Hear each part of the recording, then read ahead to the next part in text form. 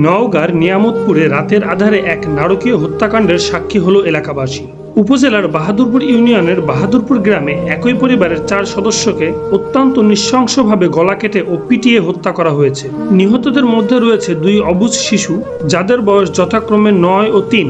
এই ঘটনায় পুরা জেলায় এখন শোকের ছায়া ও চরম আতঙ্ক বিরাজ করছে।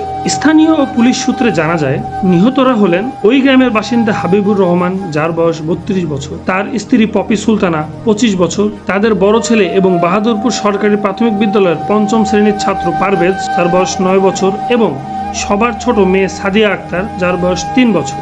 সোমবার দিবাগত রাত্রের কোনো এক সময়ে ঘাতকেরা ঘরে ঢুকে এই হত্যাকাণ্ড চালায়। আজ মঙ্গলবার ভোরে হাবিবুর রহমানের বৃদ্ধ বাবা নমির উদ্দিন প্রতিদিনের মতো ছেলেকে ডাকতে গিয়ে ঘরের দরজার সামনে রক্ত দেখতে পান। এরপর ঘরের ভিতরে গিয়ে বিছানার উপর চাদর দিয়ে ঢাকা অবস্থায় 4 জনের নিথর দেহ পড়ে থাকতে দেখেন তিনি। তার আর্তচিৎকারে প্রতিবেশীরা ছুটে আসেন এবং পুলিশকে খবর দেন। প্রত্যক্ষদর্শীরা জানিয়েছেন, হাবিবুর রহমান ও তার স্ত্রীকে ধারালো অস্ত্র দিয়ে অত্যন্ত নির্মমভাবে গলা কেটে হত্যা করা হয়েছে। অন্যদিকে 2 শিশুকে মাথায় ভারী কোনো বস্তু দিয়ে আঘাত করে মৃত্যু নিশ্চিত করেছে ঘাতকেরা। খবর পেয়ে দ্রুত ঘটনাস্থলে পৌঁছায় নিয়ামতপুর থানা পুলিশ, পিবিআই এবং সিআইডির ফরেনসিক টিম। তারা ঘটনাস্থল থেকে বিভিন্ন আলামত সংগ্রহ করেছেন। হত্যাকাণ্ডের ধরন দেখে আইন শৃঙ্খলা রক্ষাকারী বাহিনী প্রাথমিক ধারণা জানান, এটি কোনো অপেশাদার চোরের কাজ নয়, বরং অত্যন্ত সুপরিকল্পিত একটি হত্যাকাণ্ড।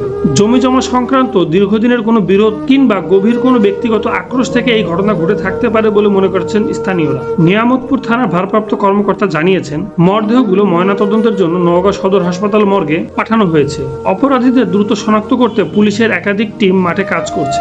একটি সাজানো গোছানো পরিবার এভাবে শেষ হয়ে যাওয়ায় বাহাদুরপুরের গ্রাম জুড়ে এখন শুধু কান্নার রোল। এলাকাবাসী এই নজিরবিহীন হত্যাকাণ্ডের সুষ্ঠু তদন্ত এবং দোষীদের দ্রুত দৃষ্টান্তমূলক শাস্তির দাবি জানিয়েছে।